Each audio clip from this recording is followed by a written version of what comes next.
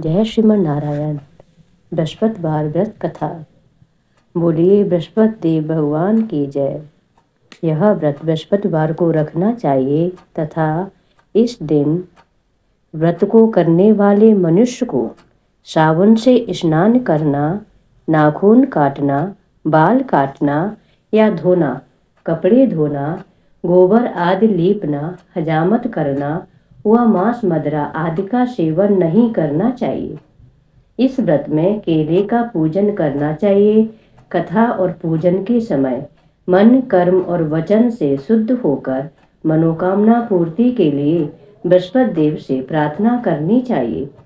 मेरी इच्छाओं को बृहस्पति देव अवश्य पूर्ण करेंगे, ऐसा मन में दृढ़ विश्वास रखना चाहिए। दिन में एक ही समय भोजन करना चाहिए। भोजन पीले चने की दाल आदि का करें। नमक नहीं खाएं। पीले वस्त्र पहने, फलों का प्रयोग करें। पीले चंदन से पूजन करें। पूजन के बाद प्रेम पूर्वक गुरुदेव की कथा सुननी चाहिए। इस व्रत को करने से मन की इच्छाएं पूर्ण होती हैं और बृहस्पति महाराज प्रसन्न होते हैं। धन, विद्या, पुत्र तथा मनोवांछित फल की प्राप्ति होती है। परिवार में सुख शांति बनी रहती है। इसलिए यह व्रत सर्वश्रेष्ठ और अति फलदायक है। व्रत कथा है। प्राचीन समय की बात है कि भारत में एक प्रतापी राजा राज्य करता था। वह बड़ा धर्मात्मा तथा दानी था। वह नित्य प्रति मंदिर में भगवान के दर्शन करने जाता था। वह सदा ब्राह्मण और गुरु की सेवा किया करता था। उसके द्वार से कोई भी याचक कभी निराश नहीं लौटता था। वह प्रत्येक गुरुवार को व्रत रखता एवं पूजन करता था। हर दिन गरीबों की सहायता करता था, किंतु उसकी यह बातें उसकी रानी को अच्छी नहीं लगती थी। वह राजा से भी ऐसा करने को मना किया करती थी। एक समय की बात है कि राजा शिकार खेलने वन को चला गया। घर पर रानी और दासी थी। उसी समय गुरु बृहस्पति ने साधु का रूप धारण कर राजा के दरवाजे पर भिक्षा मांगी तो वह कहने लगी, हे साधु महाराज, मैं इस दान और पुण्य से तंग आ गई हूँ। इस कार्य के लिए तो मेरे पति देव ही बहुत है। अब आप ऐसी कृपा करें कि किसी प्रकार यह सारा धन नष्ट हो जाए तथा मैं आराम से रह सकूं। साधु रूपी बृहस्पति देव भगवान ने कहा, हे देवी, तुम बड़ी विचित्र हो। संतान और धन से कोई दुखी नहीं होता, इसको तो सभी चाहते हैं। एक पापी मनुष्य भी पुत्र और धन की इच्छा करता है। यदि तुम्हारे पास धन अधिक है तो भूखे मनुष्यों को भोजन कराओ, प्याऊ लगवाओ, ब्राह्मणों को दान दो, धर्मशालाएं बनवाओ, कुआं, तालाब, बावड़ी और बाग बगीचे आदि का निर्माण करवाओ तथा निर्धनों की कुंवारी कन्याओं का विवाह करवाओ, साथ ही यज्ञ आदि कराओ। इस प्रकार के कर्मों से तुम्हारे कुल का और तुम्हारा नाम परलोक में सार्थक रहेगा एवं स्वर्ग की प्राप्ति होगी। परंतु रानी साधु की इन बातों से खुश नहीं हुई। उसने कहा, हे साधु महाराज, मुझे ऐसे धन की आवश्यकता नहीं जिसको मैं अन्य लोगों को दान में दूं तथा जिसको रखने और संभालने में मेरा सारा समय नष्ट हो जाए। साधु ने कहा, हे देवी, यदि तुम्हारी ऐसी इच्छा है तो जैसा मैं तुम्हें बताता हूँ तुम वैसा ही करना।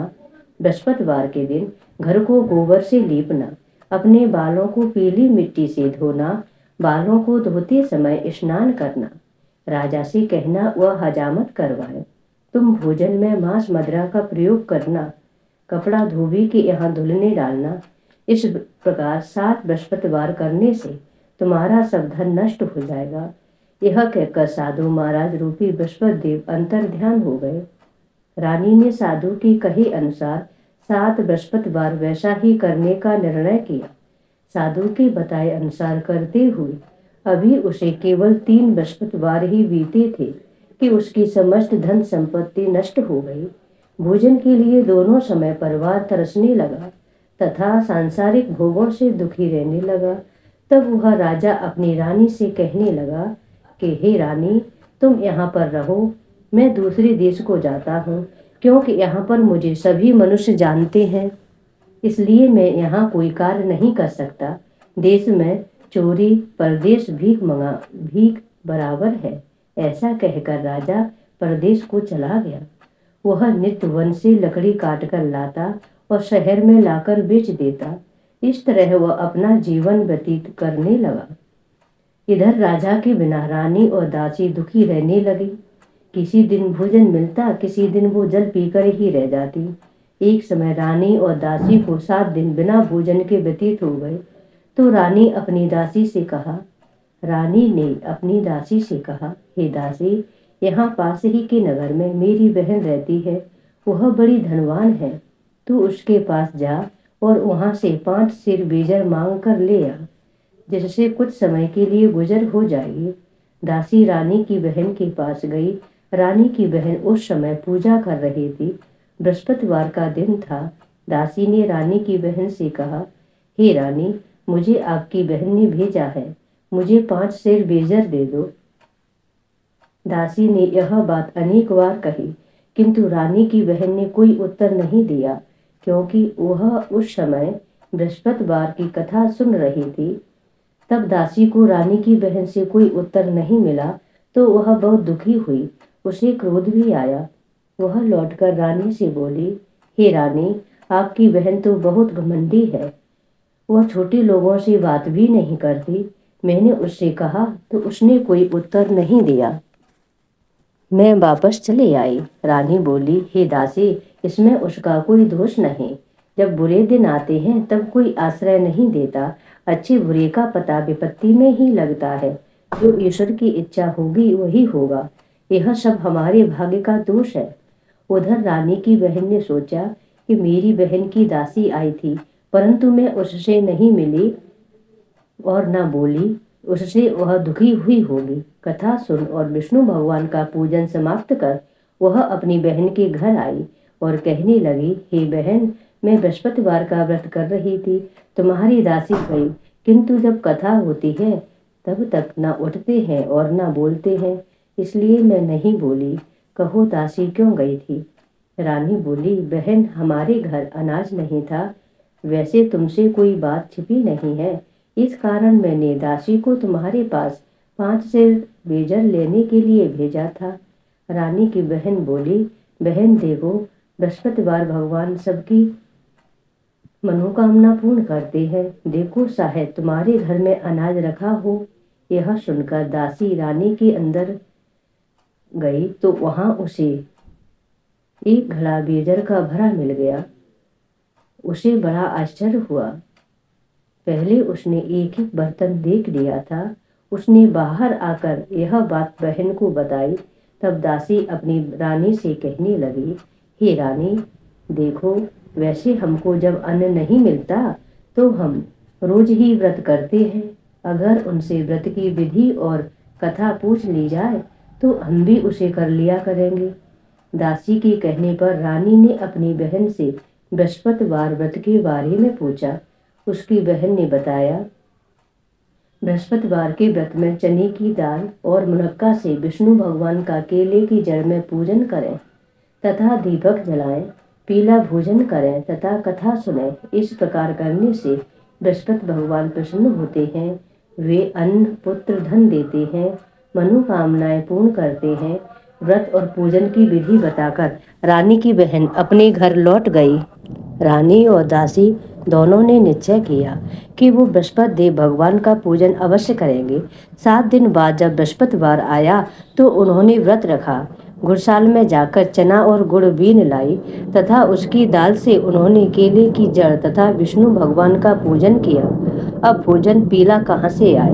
दोनों बड़ी दुखी हुई, परंतु उन्होंने व्रत किया था, इस कारण बृहस्पति देव भगवान प्रसन्न थे। एक साधारण व्यक्ति के रूप में वे 2 थालों में सुंदर पीला भोजन लेकर आए और दासी को देकर बोले, हे दासी, यह भोजन तुम्हारे और रानी के लिए है, तुम दोनों इसे ग्रहण करना। दासी भोजन पाकर बड़ी प्रसन्न हुई और रानी से बोली, रानी, भोजन कर लो। रानी को भोजन आने के बारे में कुछ पता नहीं था, इसलिए वह दासी से बोली, जा तू ही भोजन कर ले, क्यों तू हमारी व्रत में हंसी उड़ाती है? यह सुनकर दासी बोली, एक व्यक्ति भोजन दे गया है, रानी कहने लगी, वह भोजन तेरे लिए दे गया है, तो ही भोजन कर। दासी ने कहा, वह व्यक्ति हम दोनों के लिए 2 थालों में भोजन दे गया है, इसलिए मैं और आप दोनों ही साथ साथ भोजन करेंगे। दोनों ने बृहस्पति भगवान को नमस्कार कर भोजन प्रारंभ किया। उसके बाद से वे प्रत्येक बृहस्पतिवार को गुरु भगवान का व्रत और पूजन करने लगे।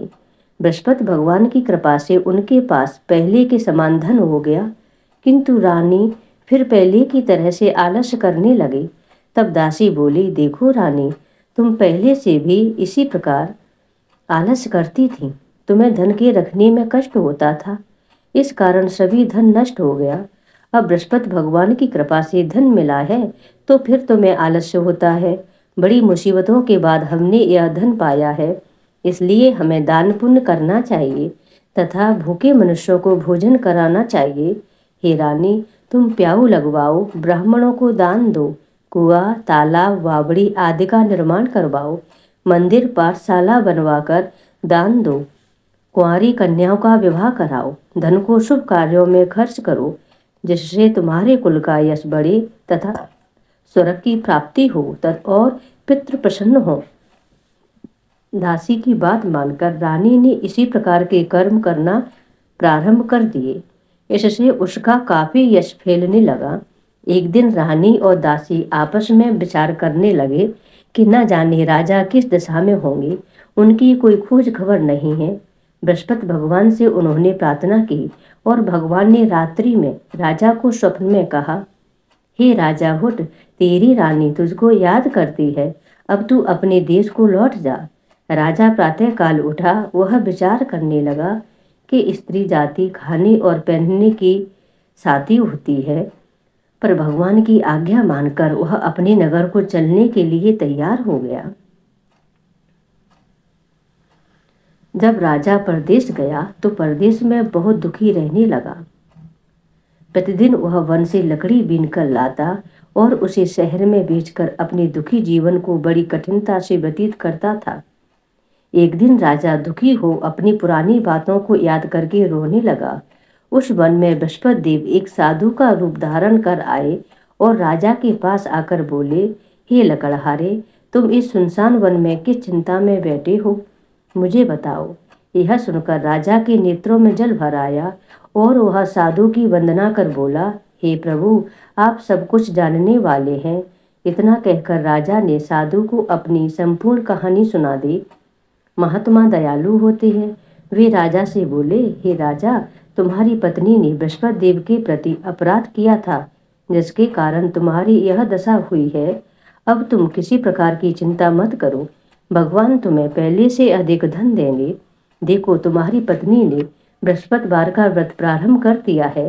अब तुम भी बृहस्पतिवार का व्रत करके चने की दाल व गुड़ जल के लोटे में डालकर केले का पूजन करो, फिर कथा कहो या सुनो। भगवान तुम्हारी सब मनोकामनाओं को पूर्ण करेंगे। साधु की बात सुनकर राजा बोला, हे प्रभु, लकड़ी बेचकर इतना पैसा नहीं बचता जिससे भोजन करने के बाद कुछ बचा सकूं। मैंने रात्रि में अपनी रानी को व्याकुल देखा है। मेरे पास कोई साधन नहीं जिससे उसका समाचार जान सकूं। फिर मैं बृहस्पति देव की क्या कहानी कहूं, यह भी मुझको कुछ मालूम नहीं। साधु ने कहा, हे राजा, तुम किसी बात की चिंता मत करो। बृहस्पतिवार के दिन तुम रोजाना की तरह लकड़ियां लेकर शहर में जाओ। तुम्हें रोज से दुगना धन प्राप्त होगा, जिससे तुम भली भांति भोजन कर लोगे तथा बृहस्पतिवार की पूजा का सामान भी आ जाएगा। इसके बाद साधु महाराज ने उसे बृहस्पतिवार की कहानी सुनाई। धीरे धीरे समय व्यतीत होने लगा। फिर बृहस्पतिवार का दिन आया। राजा वन से लकड़ी काटकर किसी शहर में बेचने गया। उसे उस दिन और दिनों से अधिक धन मिला। राजा ने चना गुड़ आदि लाकर बृहस्पतिवार का व्रत किया। उस दिन से उसके सभी क्लेश दूर हो गए। किंतु जब अगला गुरुवार का दिन आया तो वह बृहस्पतिवार का व्रत करना भूल गया। इस कारण बृहस्पति भगवान नाराज हो गए। उस दिन उस नगर के राजा ने विशाल यज्ञ का आयोजन किया तथा अपने समस्त राज्य में घोषणा करवा दी कि कोई भी मनुष्य अपने घर में भोजन न बनाए तथा अग्नि भी न जलाए। समस्त लोग मेरे यहाँ भोजन करने आए।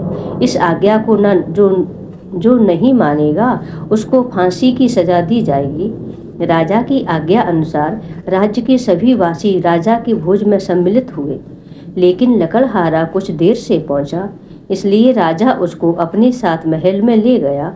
जब राजा लकड़हारे को भोजन करा रहा था तो रानी की दृष्टि उस कुटी पर पड़ी जिस पर उसका हार लटका हुआ था। उसे हार कुटी पर लटका दिखाई नहीं दिया। रानी को निश्चय हो गया कि मेरा हार इस लकड़हारे ने चुरा लिया है। रानी ने उसी समय सैनिक बुलवाकर उसको जेल में डलवा दिया। जब लकड़हारा जेल खाने में गया तो बहुत दुखी होकर विचार करने लगा कि न जाने कौन से पूर्व जन्म के कर्म से मुझे यह दुख प्राप्त हुआ है। वह उसी साधु को याद करने लगा जो वन में उसे मिला था। तत्काल बृहस्पति देव साधु के रूप में प्रकट हो गए और उसकी दशा को देखकर कहने लगे, अरे मूर्ख, तूने बृहस्पति देवता की कथा नहीं की, इसी कारण तुझे दुख प्राप्त हुआ है। अब चिंता मत कर, बृहस्पतिवार के दिन जेल खाने के दरवाजे पर 4 पैसे पड़े मिलेंगे, उनसे तू बृहस्पति देव की पूजा करना तो तेरे सभी कष्ट दूर हो जाएंगे। अगले बृहस्पतिवार उसे जेल के द्वार पर 4 पैसे मिले। राजा ने पूजा का सामान मंगवा कर कथा कही और प्रसाद बांटा। उसी रात्रि को बृहस्पति देव ने उस नगर के राजा को स्वप्न में कहा, हे राजा, तूने जिस आदमी को जेल खाने में बंद कर दिया है वह निर्दोष है, वह राजा है, उसे छोड़ दे। रानी का हार उसी कुटी पर लटका हुआ है। अगर तू ऐसा नहीं करेगा तो मैं तेरे राज्य को नष्ट कर दूंगा। राजा प्रातःकाल उठा। उसने कुटी पर हार टंगा देखकर लकड़हारे को बुलाकर उससे क्षमा मांगी तथा राजा के योग्य वस्त्र आभूषण भेंट कर उसे विदा किया। गुरुदेव के आज्ञा अनुसार राजा अपने नगर को चल दिया। राजा जब नगर के निकट पहुंचा तो उसे बड़ा ही आश्चर्य हुआ। नगर में पहले से अधिक बाग, तालाब, कुएं तथा बहुत सी धर्मशालाएं, मंदिर आदि बने हुए थे।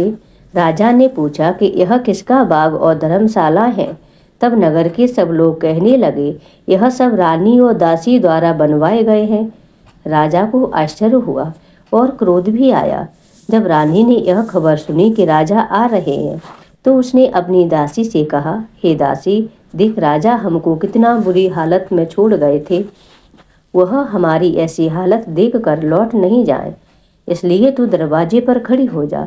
रानी की आज्ञा अनुसार दासी दरवाजे पर खड़ी हो गई। तब राजा आए तो उन्हें अपने साथ महल में लिवा लाई। तब राजा ने क्रोध करके अपनी तलवार निकाली और पूछने लगा, बताओ यह धन तुम्हें कैसे प्राप्त हुआ। तब रानी ने बताया, हमें यह सब धन बृहस्पति देव के व्रत के प्रभाव से प्राप्त हुआ है। राजा ने निश्चय किया कि 7 रोज बाद तो सभी बृहस्पति देव का पूजन करते हैं, किंतु मैं रोजाना दिन में 3 बार कथा कहा करूँगा तथा रोज व्रत किया करूँगा। अब हर समय राजा के दुपट्टे में चने की दाल बंधी रहती तथा दिन में 3 बार कथा कहता। एक रोज राजा ने विचार किया कि चलो अपनी बहन के यहाँ हो आओ। इस प्रकार का निश्चय कर राजा घोड़े पर सवार हो अपनी बहन के यहाँ चल दिया। मार्ग में उसने देखा कि कुछ आदमी एक मुर्दे को लिए जा रहे हैं। उन्हें रोककर राजा कहने लगा, अरे भाइयों, मेरी बृहस्पति देव की कथा सुन लो। वे बोले, लो हमारा तो आदमी मर गया है, इसको अपनी कथा की पड़ी है। परंतु कुछ आदमी बोले, अच्छा कहो, हम तुम्हारी कथा भी सुनेंगे। राजा ने दाल निकाली और कथा कहानी आरंभ कर दी। कथा कहना आरंभ कर दिया। जब कथा आदि हुई तो मुर्दा हिलने लगा और जब कथा समाप्त हुई तो राम राम करके वह मुर्दा उठ खड़ा हुआ। राजा आगे बढ़ा। उसे चलते चलते संध्या हो गई। आगे मार्ग में उसे एक किसान अपने पुत्र के साथ खेत में हल चलाता हुआ मिला। राजा उससे बोला, अरे भैया, तुम मेरी बृहस्पतिवार की कथा सुन लो। किसान बोला, जब तक मैं तेरी कथा सुनूंगा तब तक 4 हरैया जोत लूंगा। जा अपनी कथा किसी और को सुनाना। राजा आगे चलने लगा।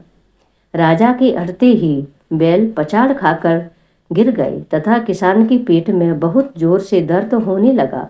उसी समय किसान की पत्नी रोटी लेकर आई थी। उसने जब यह देखा तो अपने पुत्र से सब हाल पूछा। बेटे ने सभी हाल बता दिया। बुढ़िया दौड़ी दौड़ी उस घुड़सवार के पास गई और उससे बोली, मैं तेरी कथा सुनूंगी, तू अपनी कथा मेरे खेत पर ही चलकर कहना। राजा ने लौटकर बुढ़िया के खेत पर जाकर कथा कही, जिसके सुनते ही बैल खड़े हो गए तथा किसान के पेट का दर्द भी बंद हो गया। राजा अपनी बहन के घर पहुंच गया। बहन ने भाई का खूब आदर सत्कार किया। दूसरे दिन प्रातः काल राजा जागा तो वह देखने लगा कि सब लोग भोजन कर रहे हैं। राजा ने अपनी बहन से पूछा कि ऐसा कोई मनुष्य है जिसने भोजन नहीं किया हो, जो मेरी बृहस्पतिवार की कथा सुन ले। तो बहन बोली, हे भैया, यह देश ऐसा ही है। पहले यहाँ लोग भोजन करते हैं, बाद में अन्य काम करते हैं। अगर पड़ोस में कोई हो तो देख आती हूँ। ऐसा कहकर बहन देखने चली गई, किंतु उसे कोई भी ऐसा व्यक्ति नहीं मिला जिसने भोजन नहीं किया हो। वह एक कुम्हार के घर गई जिसका लड़का बीमार था। उसे मालूम हुआ कि उसके यहाँ 3 दिन से किसी ने भोजन नहीं किया है। रानी ने अपने भाई को कथा सुनने के लिए कुम्हार से कहा। वह तैयार हो गया। राजा ने जाकर बृहस्पतिवार की कथा कही, जिसको सुनकर उसका लड़का ठीक हो गया। अब तो राजा की सब ओर प्रशंसा होने लगी। एक दिन राजा ने अपनी बहन से कहा, हे बहन, मैं अपने घर जाऊंगा, तुम भी तैयार हो जाओ। राजा की बहन ने अपनी सास से अपने भाई के साथ जाने की आज्ञा मांगी। तब सास बोली, चली जा, किंतु अपने बच्चों को मत ले जाना, क्योंकि तेरे भाई के कोई संतान नहीं है। बहन ने अपने भाई से कहा, हे भैया, मैं तो चलूंगी, किंतु कोई बालक नहीं जाएगा। राजा ने कहा, जब कोई बालक नहीं जाएगा तब तुम क्या करोगी चलकर। दुखी मन से राजा अपने नगर को लौट आया। राजा ने अपनी रानी से कहा, हम निर्वंशी हैं, हमारा मुंह देखने का भी धर्म नहीं है। वह बिना भोजन आदि किए शैया पर लेट गया। रानी बोली, हे प्रभु, बृहस्पति देव ने हमें सब कुछ दिया है, वे हमें संतान अवश्य देंगे। उसी रात बृहस्पति देव ने राजा को स्वप्न में कहा, हे राजा, उठ, सभी सोच त्याग दे, तेरी रानी गर्भवती है। राजा को यह जानकर बड़ी प्रसन्नता हुई। 9वें महीने रानी के गर्भ से एक सुंदर पुत्र पैदा हुआ। तब राजा बोला, हे रानी, स्त्री बिना भोजन के रह सकती है, किंतु बिना कहे नहीं रह सकती। जब मेरी बहन आए तो तुम उससे कुछ नहीं कहना। रानी ने हाँ कर दिया। जब राजा की बहन ने यह शुभ समाचार सुना तो वह बहुत प्रसन्न हुई तथा बधाई लेकर अपने भाई के यहाँ आई। तभी रानी ने कहा, घोड़ा चढ़ाकर नहीं आई, गधा चढ़ी आई। राजा की बहन बोली, भाई, मैं इस प्रकार न कहती तो तुम्हें संतान कैसे मिलती। बृहस्पति देव ऐसे ही है, जैसी जिसकी मन में कामनाएं होती है वे उन सभी कामनाओं को पूर्ण करते हैं। जो सद्भाव पूर्वक बृहस्पतिवार का व्रत करता है एवं कथा पढ़ता है अथवा सुनता है और दूसरों को सुनाता है, बृहस्पति देव उसकी सभी मनोकामनाएं पूर्ण करते हैं। बृहस्पति देव उनकी सदैव रक्षा करते हैं। जो संसार में सद्भावना से गुरुदेव का पूजन एवं व्रत सच्चे हृदय से करते हैं, उनकी सभी मनोकामनाएं पूर्ण होती हैं। जैसी सच्ची भावना से रानी और राजा ने बृहस्पति देव की कथा का गुणगान किया, उनकी सभी इच्छाएं बृहस्पति देव ने पूर्ण की। इसलिए सबको कथा सुनने के बाद प्रसाद लेकर जाना चाहिए। हृदय से उनका मनन करते हुए जयकारा बोलना चाहिए। बोलिए बृहस्पति देव भगवान की जय। श्री हरि नारायण की जय। लक्ष्मी नारायण की जय।